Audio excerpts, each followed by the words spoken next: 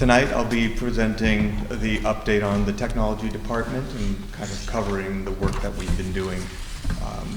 It feels like it's been a little while since I've been up here. I guess really we've covered so much ground. I guess that's kind of part of it.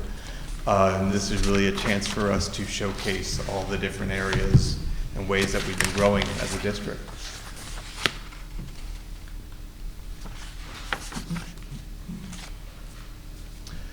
And really what we're seeing here is a focus for us in the district on this ever-changing technology landscape. I mean, I think that's sort of the common trend and thread, and it's something you see in the news and really the way that it impacts us here in the district. And so the way that we wanted to show what we've been doing here in the district is really think about the teams, the systems, and the programs that we have here. And the one big area that has really kind of evolved is that with one department, we've really been able to identify 5 functional teams. And the way that this breaks out, and it's been really helpful for us as we've grown and looked at all the work that we're doing. And what I'm excited to share with you tonight is all the different ways in which the work kind of fits into these different teams and the hats that support that work. So we have the technology and innovation team, and I'll dive into each one of these teams. We have the instructional technology team, a number of teams related to data, one around data privacy, another one around our reporting, and then the 5th team is around communications. And kind of to help give that a little bit of an illustration, I wanted to really give you the organizational chart here and talk through a little bit of what we're seeing.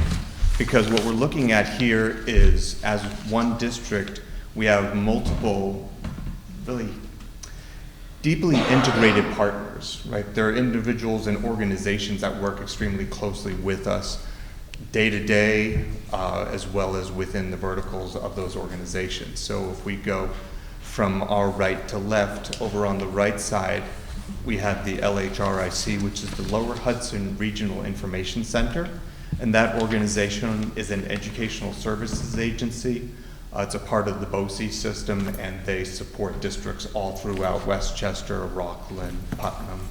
They serve over 60 districts. So for us, the LYRIC provides support and resources across a number of technology-related areas. The individuals that are in the dark gray are a part of their leadership team that work with us off-site. So you see the dark gray, those are individuals with whom we engage periodically, and they are sort of supporting that work, not necessarily here in the district, but certainly as we do that work. As you go down on that right side, you start to see some green boxes and some orange boxes. The green and the orange are individuals that are here in the district, that they're on site. The green boxes denote individuals that are working part-time in the department. So we have the support of like our managed IT lead, and that individual meets with us once a week to support our work. But then again, we have Joaquin, and he's our associate network specialist, and he's here every day supporting the district. Likewise, we have another couple of boxes down there. I'll dive more into the roles as we go along. The next major partner that we have here is Axure Solutions. And we have a number of individuals off-site that support us, including a CIO and a director of their managed services. And then down there, we have a number of individuals, a few of whom are with us tonight. We have Michael Prendergast, who's our technology specialist, and very excited to have him here for another year. And we've been just diving into all sorts of stuff. And I'll get into that more, of course. We have our educational technologist, of whom we have Marcos here, and he's supporting our work tonight. And then we have our district. And here you have some green boxes and some orange, as well as the blue. And part of this is, as we grow, there are some that sort of report directly to technology. There are others that touch technology, but it's not necessarily that they're reporting to me as the assistant superintendent, but they do collaborate with different teams that are a part of our technology operations. So the first team that I wanted to go into is technology and innovation. Same org chart here. What we did was we wanted to really highlight those individuals that are directly related to the work. And those are the individuals in the light blue. For the team, what we've done is this has helped us really give some definition. I'm hoping this kind of feeds into the story of how these teams work together in concert with one another.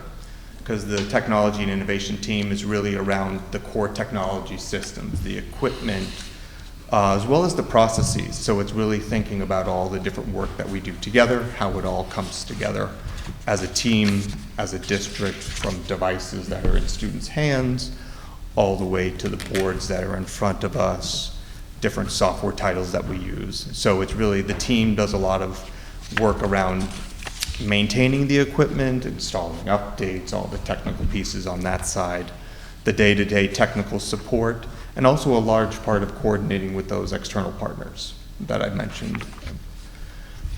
As far as the technology team in terms of recent projects, the idea here is we have some things that we've been focusing on, and security, of course, is a major point of focus for us.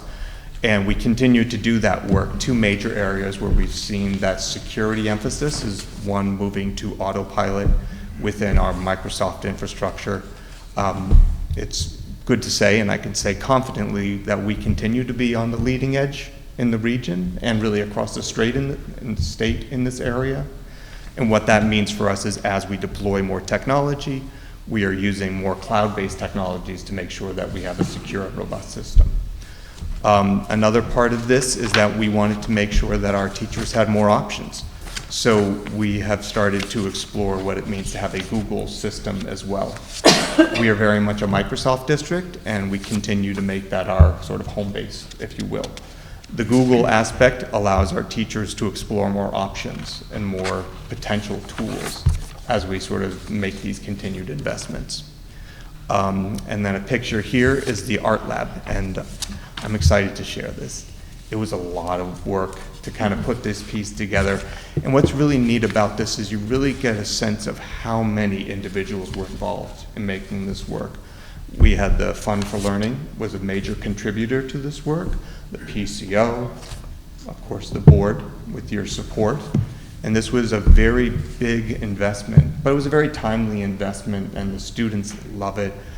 We had the high school administration, the art department is just over the moon about it. They love it. Like they're just, if you talk to Miss Sapione, she's just totally into it. The kids are really enjoying the space. And what's really important to note is that this technology investment, as we do with all of our technology investments, are really thinking about how this is a fiscally responsible long-term investment, right? We wanted to make sure that this technology would be useful for 5+ years, just as the previous art lab was. And also, part of the ambition for this is that as it expands, there'll be more technology opportunities. You know, if we get into 3D printing or 3D modeling, that seems to be kind of the hopes and dreams of the department as this grows. Digital photography is going on right now, and here the students are using Photoshop in the cloud to make some photo edits and do layers and things like that. So industry-related tools and appropriate technologies, so that's an exciting development there. A couple of things of note, upcoming projects. We've been really listening to the community and understanding as the technology evolves to make sure that we have a deployment of charging stations over at BRS. We've had great success with the K-1 charging stations, and we've been working with Mrs. Hunker as well as the PTA to make sure that we can get the solutions rolled out. And so we're actually looking at that getting rolled out relatively soon, as well as we are using something called Lightspeed Classroom at the middle school. And I'm working with Dr. Mara right now, as well as Dr. Desaw, to communicate that to our families, to let them know more about what that is. But it's really a chance for the teachers to have a way, as they're doing their classroom management, just another tool at their disposal. Quick question, sorry. Please. Charging stations, what are they charging? They're charging the laptops and the iPads. So we have K-1 our students in K and 1 have iPads. Yep. And so we were able to get those charging stations and put them in the classroom at the start of the year. And then we were able to work, I was working with Mr. Chow and kind of finding how we could get more charging stations as soon as we could for grades 2, 3, and 4. And this is really looking at the health and wellness of our students, because we've been hearing the feedback that the devices, carrying them back and forth, you know, it's a concern, and we want to be mindful of that. This is something that came up sort of like, you know, during COVID, we rushed to get devices in everyone's hands. We rushed to train teachers. We rushed to transform the way we were doing our jobs, teaching and learning. And we did not have the capacity to keep the devices charged. So the solution was you have to bring it home every night and charge it, whether or not you have to do anything on it at night. And so, you know, the wear and tear on the backpack and on the kids' backs.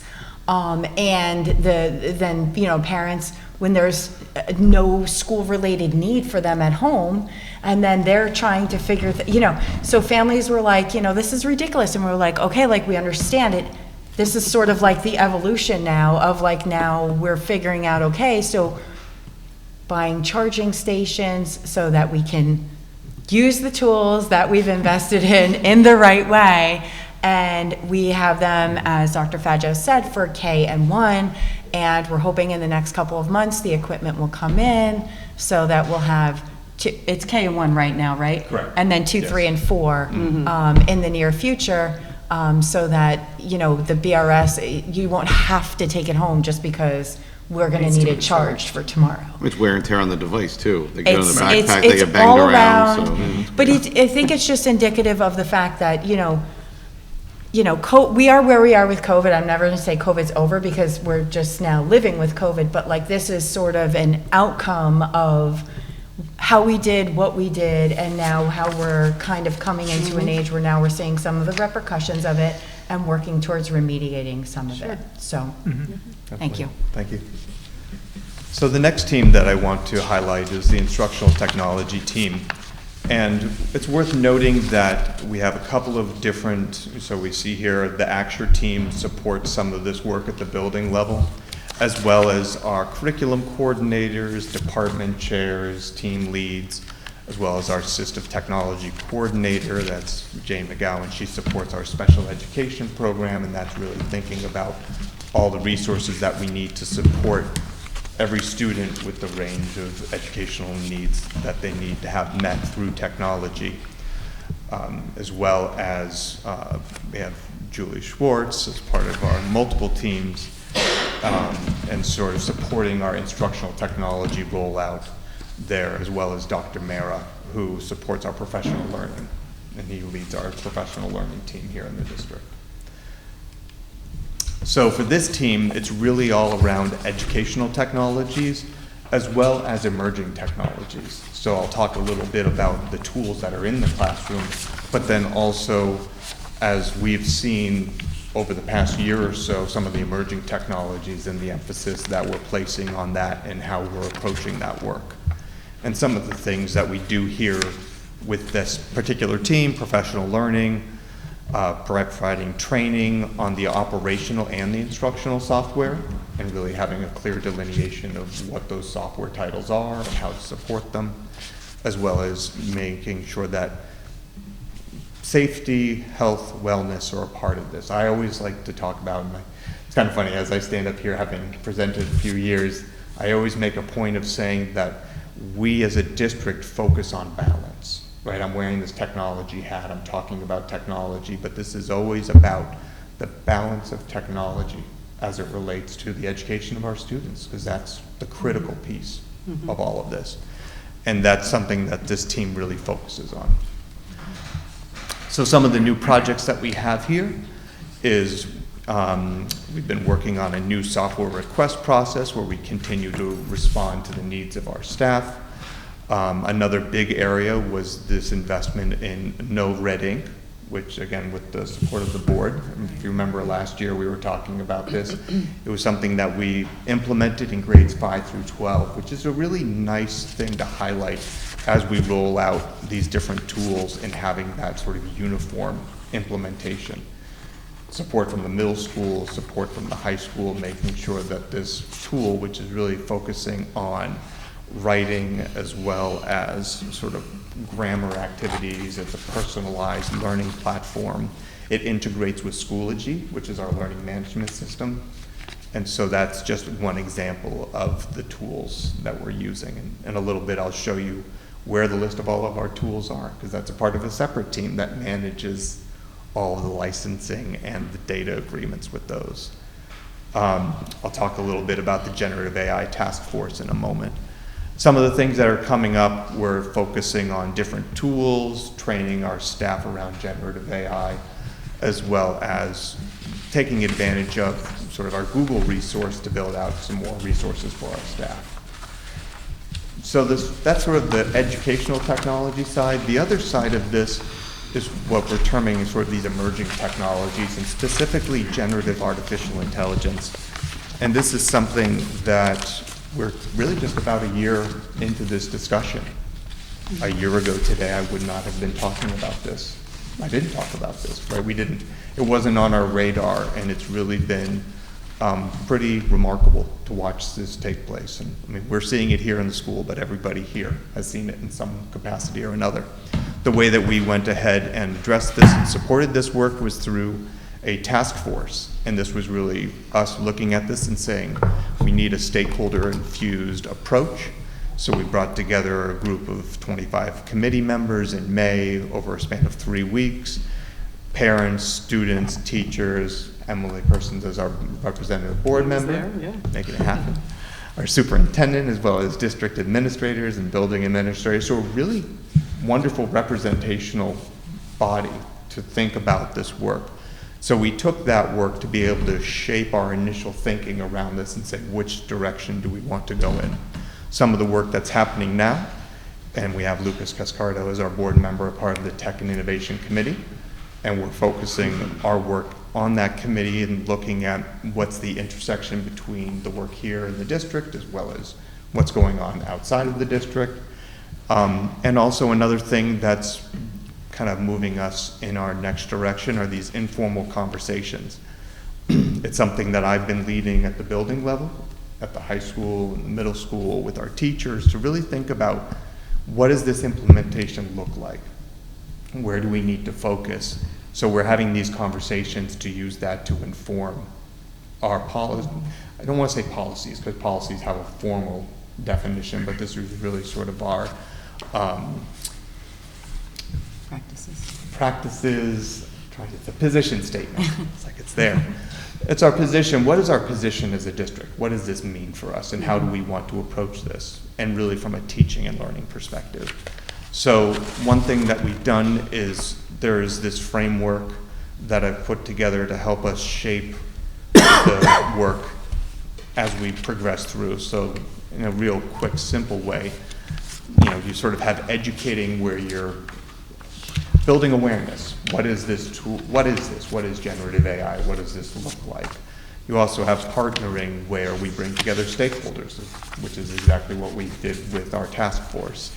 The next thing is really about positioning, and that's the work that we're doing right now to think about, well, what is our position as a district? What kind of stance do we want to take in terms of utilization? What's appropriate or inappropriate use? And working with the teachers on the beliefs and values, there's really a very rewarding experience for me to kind of get that exposure and those ideas to really understand what this means for them, both exciting and concerning. And it's nice because I always like to find those who are just not really passionate about this. They're very concerned, and those are the perfect voices to have as well, because there is some excitement, but there's some concern as well. The developing part is all about developing the capacity of our teachers and staff. And then the standardizing is, once we've done this and sort of built up a foundation, what's the standard by which we evenly apply this in the classroom, teacher by teacher, building by building, department, and so on.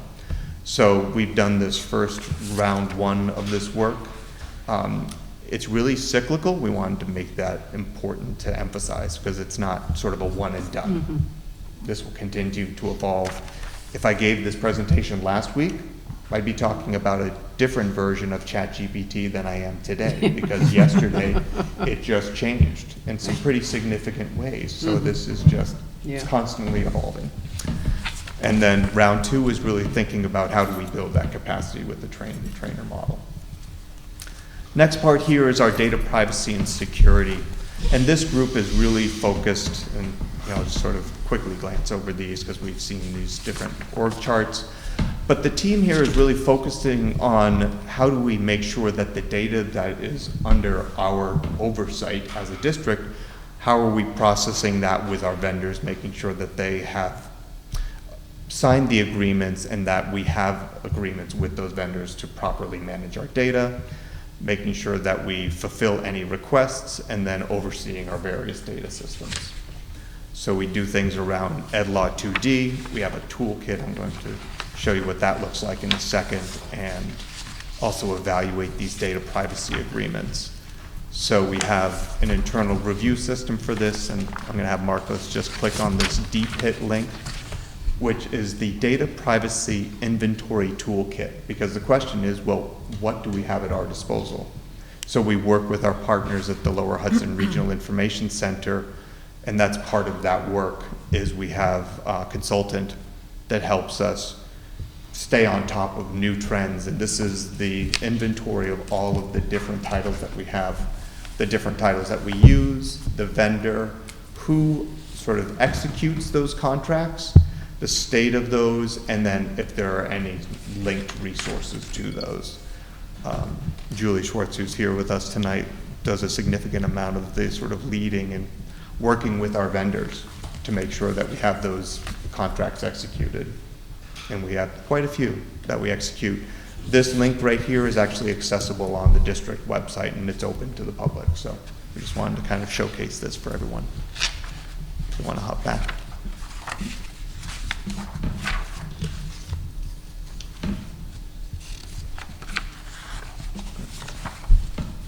So you can see here we have a number of upcoming projects. One that I want to highlight are the tabletop exercises, and this is, again, thinking about data security, our systems here in the district. We work with our partners at the Regional Information Center to help us sort of shape our policy, our work around this security, and make sure that we do it in a collaborative and forward-thinking way. The next team here is we have our data systems and reporting team. As you can see here, kind of cuts across a number of areas. We have some building level administrators that support this. This is around testing. This team is really focused on the student information system, right? Sort of the core of our student data, managing that work.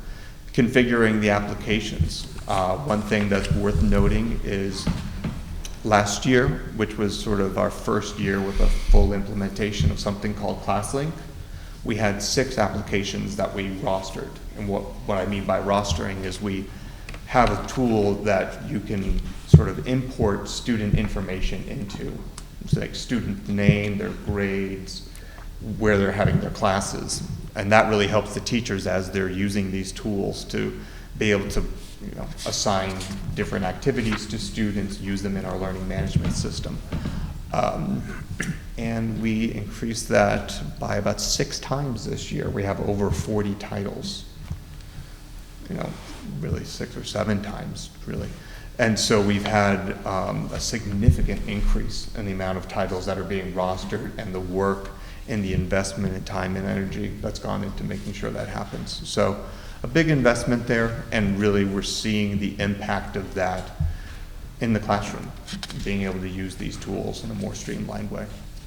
Some of the things that we do here, you can see there, maintaining different databases, doing state reporting. So this is sort of a lot of that work under this particular team.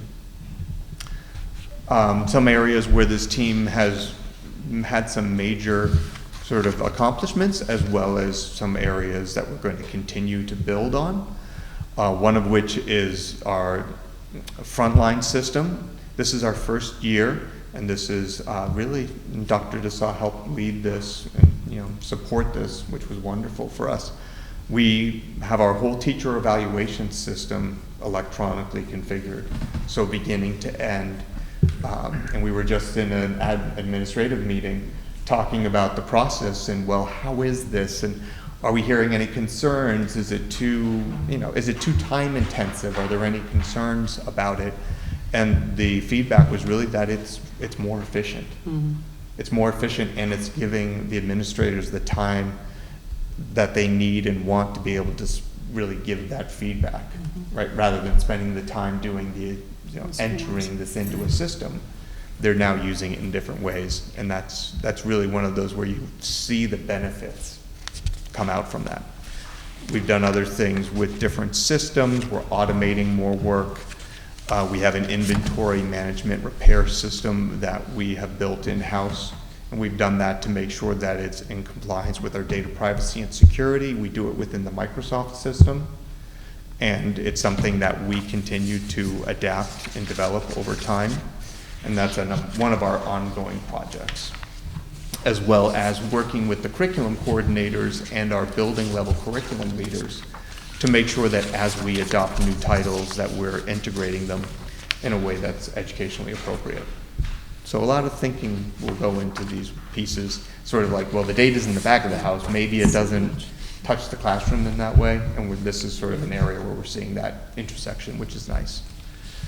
The last team here is our communications team, and this is somewhere where we've seen more growth, and we have our communications specialist, and that's another partner. That's through PNW BOCES. So we have Virginia Steinberg supporting the district. She's here part-time doing that work. The Pville Press that gets published, as well as things that go out on social media, she is involved in that work. I just have a quick, sorry, one more quick question. So, if we can go back to that, I don't know if we can go, Please. there you go. So, it shows a lot of cross-functional teams working together, which is great. How many individuals specifically are part of your team that you have day-to-day, Sure. control over their actions? 'Cause not Exactly. all of them So are. I would say, if you sort of look to the right side of this, Why don't you finish this, and then we'll go back to that we'll slide. go back to Yeah. that slide. Okay. Yeah, because it'll kind of Perfect. give you that All good. piece. Sure. So the communications team here, and you'll see Julie Schwartz is there, as well as we have Angelique, who's our office assistant, who supports this work. The communications team, under the technology umbrella, is really responsible for the building and district level communications platforms. So thinking about the different systems that we have, whether it's K-12 alerts, school messenger, Operoo, what else do we have? Constant Contact. There are a number of tools, and they serve specific purposes. So the tech team oversees those, as well as supporting things like the branding guide and signage. A couple of things that are of note with this team is we recently did an upgrade of our VoIP system, which is our telephone system. The VoIP essentially means that it's connected to our network through the computer line rather than your, what they call a POTS, which is your plain old telephone system, right? So it's not the old copper phones, but it's through the, network connected phone system. So we did an upgrade of that system per federal law to make sure that we have this, and we continue to, obviously make sure security and safety is foremost in our minds. And then, as you can see, ongoing projects, one of which is looking at our platforms. We've added a couple of platforms. I think everybody here has seen the benefit of SMORE, which is the platform that the buildings use to communicate updates every week, and it's really been a great solution for that. And then as we continue to add more ways to communicate, we're just looking at different tools, but every tool has a dedicated purpose in making sure that we are communicating clearly and effectively on the technology side, and Dr. Saul, of course, leads that work. And that's the technology team. Those are the updates. There are a lot of different functional teams, but within one department. I'm thinking about that, right? Sort of the 2 points, and then we'll kind of look at that organizational chart, thinking about future ready. And I think that really continues to drive our work as it's been a part of our strategic plan. And then this new part about emerging technologies is really something that's very front of mind. So I will jump back here. Apologize for the flipping of slides. So we'll go here. So the best way to kind of explain is sort of, if you're looking at this, all of the solid lines are the individuals to who they directly report to me in one capacity or another. So we have, it's sort of the solid lines as well as the orange and green. Right. So I think maybe it would help to see that when you take a look at this, the people that are here every day in a full-time capacity are part of our tech team, either through kind of like three compartments. You either have district employees, contractors through Axure, or contractors through Lyric. So Joaquin, the 5 folks for Axure that are under the Axure line, the database specialist and our user support the database specialists are Axure. The user support specialist is a district employee. So that's kind of like how it works. Cameron had said Virginia is a contractor through PNW. The blue are partners that work with us in terms of technology. And the green people are, they're kind of like shared. So Julie's here on a part-time basis. She does work on the website. She does work with data privacy. She does work when I need her to on a bunch of other things because she's amazing. So, they're not like exclusively part of technology. Right. But they, again, in a small district, a lot of people tend to wear a lot of different hats. So you're seeing like a lot of functions within a larger team, but then there's also people that are doing multiple different things and sometimes touching upon some of the technology pieces and or are part-time and not 100% always Cameron's people. So it is, it is complex the way we've structured it. We've tried different things over the years. It's a demanding industry with a lot of high needs that, it's almost like reading in the early ages. You kind of can move through a lot of phases really quickly. So prior to us having Axure, there was a lot of staff that was coming either through the Lyric to fill some of these roles and or through employee roles, which then we couldn't sustain, or we would train and then we wouldn't be able to retain them because then they had the skills to kind of escalate up. With, Cameron's word of emerging technology, it really is, and that's how the jobs are rolling too. So we're kind of in a place where we're formulating through these different partnerships of really kind of having our own employees, Axure employees, and Lyric employees all coming together in one Pleasantville technology department. And am I right in saying that this organization has all come together and changed and moved around since like 2018, 2019, like right coming into yes. COVID? This is like a whole, It's how like about like trying just to, the last like- 2 years? I mean, this is a whole This is giant. Right, but I changed mean, a lot, it yes. started and then Yeah. just to get to this point Right. and, doing it during COVID was Right. like, Yeah, fixing an engine while it's driving down the road. exactly, right. And as so- the number of devices increased. and Yeah. The network Different- traffic increases, the different security pieces. concerns. And there's a number of things that have kind of hit at one time. When we sort of have our data privacy piece, we had the one-to-one devices, the learning management systems were certainly a big investment, as well as sort of this new emerging technologies area. So it's exciting, right? It's really very positive, and I think what's really encouraging for us and what I'm starting to see, and I think when I'm back up here again to sort of do another presentation, really showcasing what our teachers are doing and thinking about these new emerging technologies. I had a handful of conversations with department chairs and teachers who were really excited about these pieces.